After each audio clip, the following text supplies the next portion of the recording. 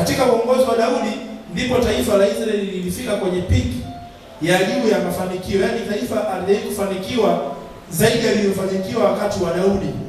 Na kuanzia wakati huo tena wa Daudi, taifa lilianza kushuka kimafanikio mpaka taifa likaenda utumwani. Na kilichosababisha taifa lipande kwenye piki ya mafanikio kuliko wakati mwingine wowote ni uaminifu wa Daudi, na kilichosababisha taifa lianze kushuka kutoka kwenye mafanikio kurudi chini ni dhambi ile aliyoifanya Daudi. Nimesema temptation au jaribu kutoka kwa Shetani linakuja ili kuweza kukuondoa kwenye mstari. Hili lilimuondoa Daudi kwenye mstari kabisa. Na sio Daudi tu peke yake, taifa zima la Israeli liliondolewa kwenye mstari. Likaanza kushuka, maovu yakaanza kuongezeka, watu wakamkosea Mungu mpaka taifa likaenda utumwani Babeli na wale wa kaskazini wakaenda utumwani Ashuru kutokana na dhambi aliyoifanya Daudi. Bwana Yesu asifiwe. Kwa hiyo jaribu kutoka kwa Shetani usipolishinda, maana yake linakuondoa kabisa kwenye mpango wa Mungu aliyowaahidi kwako. Linakuondoa kabisa, yaani linakutoa. Sasa unawezaje kujua kama ili ni jaribu au sio jaribu? Jaribu lolote linapokuja kwako, ndani yake ukilichungulia kwa ndani kuna uovu. Kuna kitu ambacho hakipo sawa na neno la Mungu, unapaswa ukifanye ndani ya jaribu. Bwana Yesu asifiwe sana. Na Shetani anakiweka hicho kitu kama ndoana ya kwenda kukupata. Na ukikiona kama ni kitu cha kawaida. Kwa mfano labda umechelewa mahali unaulizwa, au labda upo kazini, labda kuna kitu kimetokea, labda kuna wizi umetokea, vyovyote tu vile. Bwana Yesu asifiwe sana. Sasa inawezekana na wewe unahusika kwa namna moja au nyingine. Unapoulizwa kujua kama hili sasa ni jaribu au sio jaribu, ndani yake kuna ushawishi wa wewe kuweza kusema uongo ili uweze kupona kwenye lile jaribu. Bwana Yesu asifiwe sana. Kuna ushawishi wa wewe kuweza kusema uongo, kuna ushawishi wa wewe kuweza kukata tamaa. Yaani ni kitu ambacho kinakuja kwako kinakushawishi uweze kukata tamaa, au kinakushawishi hata uache ibada. Hilo ndio jaribu. Ndani yake kuna uovu. Mtihani kutoka kwa Mungu ndani yake hakuna uovu. Jaribu kutoka kwa Shetani ndani yake kuna uovu. Bwana Yesu asifiwe sana. Daudi alipomwona yule mwanamke Bathsheba anaoga, alipoomba aitiwe tu, tayari ukiliangalia kwa ndani zaidi kuna uovu upo ndani yake, ambao Daudi anajaribiwa hapo. Akifanya ni dhambi, asipofanya sio dhambi.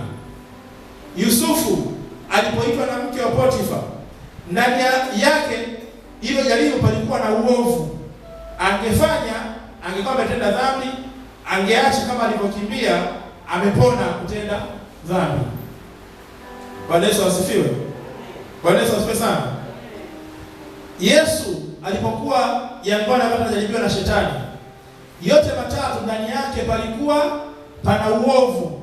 Shetani anaomba Yesu amsujudie, lakini Biblia inasema kama anayetakiwa kusujudiwa ni Mungu peke yake. Kwa hiyo kama ingetokea angemsujudia, tayari angekuwa ameingia kwenye uovu. Bwana Yesu asifiwe sana. Kwa hiyo jaribu kutoka kwa Shetani ni kitu ambacho kinakupelekea wewe uingie kwenye uovu. Eva kwenye bustani ya Eden, lile tunda, angekula tu tayari angekuwa ameingia kwenye uovu. Ila asingekula, asingekuwa ametenda dhambi. Lakini ilimshinda akala, si ndivyo? Ndio maana baada ya kula tu na dhambi ikafanyaje? Ikaingia, kwa sababu ilikuwa ni jaribu kutoka kwa Shetani moja kwa moja likimtaka aweze kutenda dhambi. Kwa hiyo jaribu linakuja ili kukufanya wewe uweze kutenda dhambi. Bwana Yesu asifiwe sana.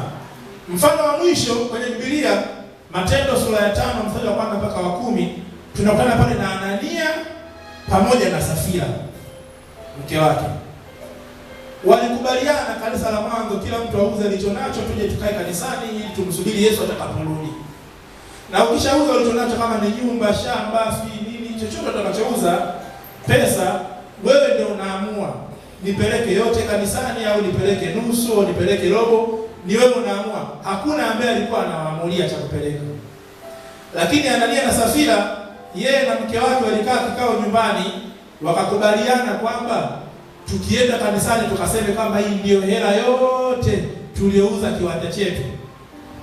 Lengo lao ilikuwa ni kupata sifa kwa watu, kama wametoa hela yote ya kiwanja, hawa wanampenda Mungu. Bila kujua ndani yake shetani alikuwa ametumbukiza uovu. Uovu wa nini? Kumwambia uongo Roho Mtakatifu. Bwana Yesu asifiwe. Baada ya kutenda ile dhambi, Anania alianguka akafa, na mke wake Safira akaja akaanguka akafa. Kwa hiyo jaribu linakulazimisha uweze kutenda dhambi, uweze kumkosea Mungu. Hiyo ndiyo jaribu. Sosi yake inatokana na shetani moja kwa moja. Bwana Yesu asifiwe sana. Lakini mtihani kutoka kwa Mungu hauji kwa ajili ya kukusababisha wewe utende dhambi. Mtihani kutoka kwa Mungu hauji kwa ajili ya kukusababisha wewe ukosane na Mungu. Hauji kwa ajili ya kukutoa kwa Yesu. Mtihani kutoka kwa Mungu unakuja ili kuweza kupima kiwango cha imani yako. Mtihani kutoka kwa Mungu unakuja ili kuweza kuithibitisha imani yako. Unaposhinda, imani yako inathibitika mbele za Mungu. Ila unaposhindwa, imani yako inabaki vile vile, haikui.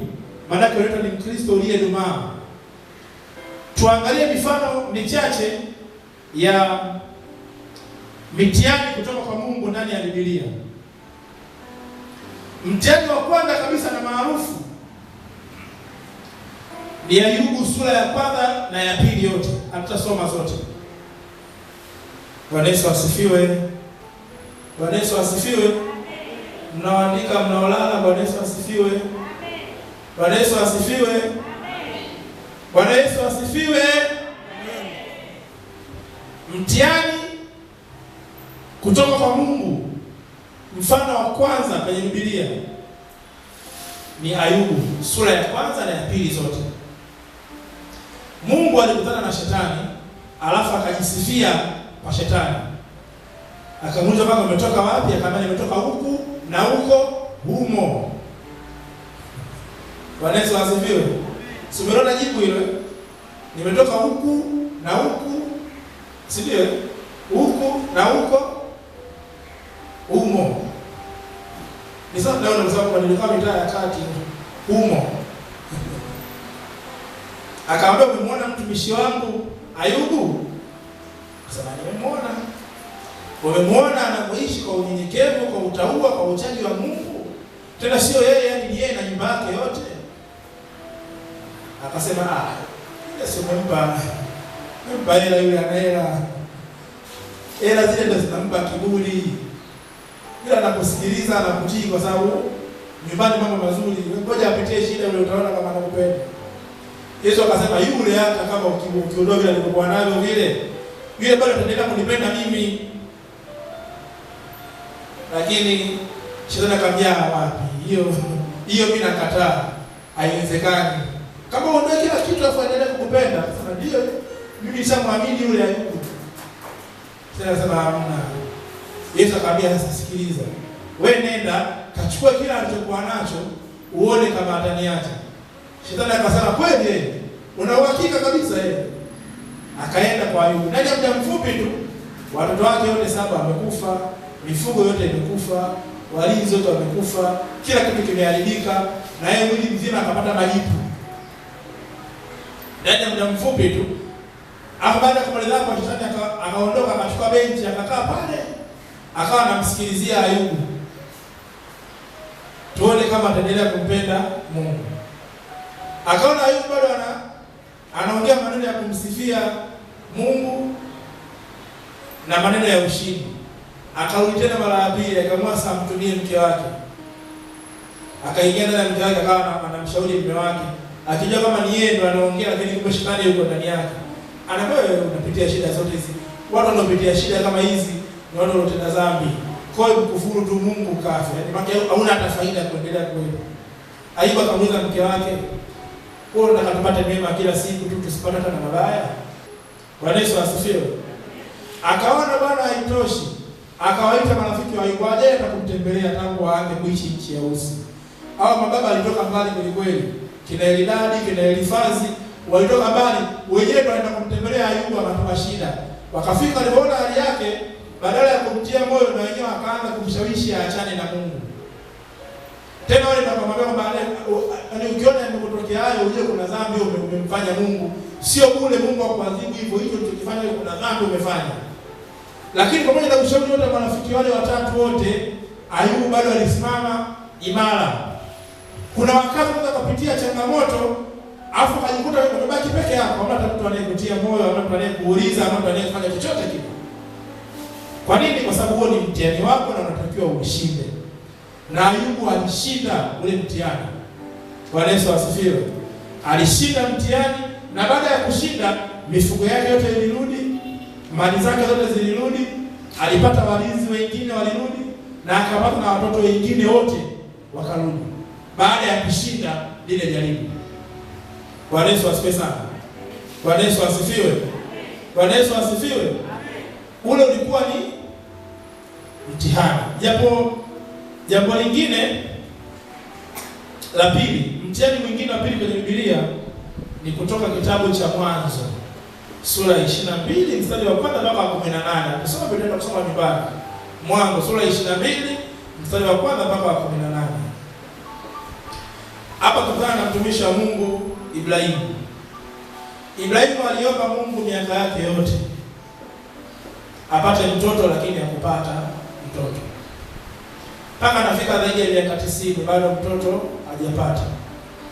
Baadaye Mungu akampa mtoto Ibrahimu anaitwa Isaka. Alafu Mungu akamwambia anamtaka yule mtoto wake ili amtoe sadaka. Ni Mungu mwenyewe, sio shetani. Mungu mwenyewe ndo anamwambia anamtaka huyo mtoto ili umtolee sadaka. Lile lilikuwa jaribu kutoka kwa shetani. Ulikuwa ni mtihani moja kwa moja kutoka kwa Mungu ili kuweza kupima kiwango cha imani ya Ibrahim. Na Ibrahim kwa bahati nzuri alishinda ule mtihani. Alienda kumtoa mwanae sadaka, na Mungu mwenyewe akamkataza. Wakati amenyosha kichwa anataka amchinje mwanae, ndio Mungu akamwambia usimuue mtoto, kuna kondoo pale pembeni mchukue ndio mtoe sadaka. Lakini Mungu akasema nimehakikisha kwamba Ibrahimu, wewe moyo wako unanipenda. Bwana Yesu asifiwe. Kuna vitu viwili, kuna wewe kumwamini Mungu, alafu kuna Mungu kukuamini wewe. Ni vitu viwili tofauti. Inawezekana kwa unasema namwamini Mungu kwa maneno, lakini bado hujamshawishi Mungu aweze kukuamini wewe. Na kiwango au utajuaje kama Mungu amekuamini? Ni pale anapokupa jaribu la kwanza ukashinda, Mungu anakuamini, anakuletea na lingine la pili, anaamini kama unashinda, anakuletea tena na lingine la tatu, anaamini kama utashinda, anaruhusu tena na lingine la 4 lije, kwa sababu anakuamini kama utashinda. Bwana Yesu asifiwe sana. Ukiona haupati mitihani au changamoto kwenye maisha au majaribu unapitia, hiyo ni ishara ama umekufa kiroho au bado ni mchanga sana katika kiroho. Na ndio maana kila jaribu linapokuja haushindi. Kwa hiyo hata unampa wakati mgumu hata Mungu kwamba hili nikimpelekea kwa atashinda, kwa sababu bado hajakuamini katika kiwango kile ambacho wewe umemshawishi aweze kukuamini. Mfano wa tatu wa mtihani kutoka kwa Mungu, Kumbukumbu la Torati, Deuteronomy chapter 8 verse 2, ambayo ni taifa la Israeli. Hapa tunaona Kumbukumbu la Torati 8:2, taifa la Israeli walipita jangwani. Kuna mtu mmoja aliandika kitu nilikipenda sana. Taifa la Israeli walikuwa wanaishi Misri utumwani. Mungu alipowatoa kutoka Misri, waliondoka kama taifa. Yaani miili yao iliondoka Misri, lakini mioyo yao ilibakia bado iko Misri. Bwana Yesu asifiwe sana. Unaelewa vizuri maana hiyo kauli? Kimwili waliondoka Misri, lakini kiroho bado walikuwa bado wako Misri. Mioyo yao ilikuwa bado iko Misri. Ndio maana wakati wako jangwani walikuwa wakikosa maji tu, Bwana turudishe Misri, kwa sababu mioyo yao ipo kule.